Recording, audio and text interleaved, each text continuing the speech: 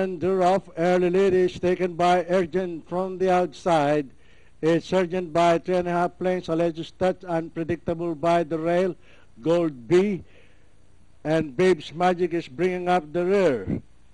At the mid-back stretch, the favorite Urgent leading the field by a length and a half, followed by Unpredictable in second. And running in third on the outside, the Alleged Touch, Gold B, and Babe's Magic.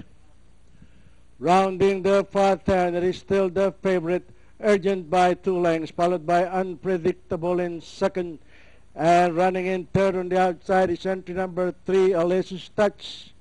But it's still Urgent leading the field by 2.5 lengths. Unpredictable remains in second.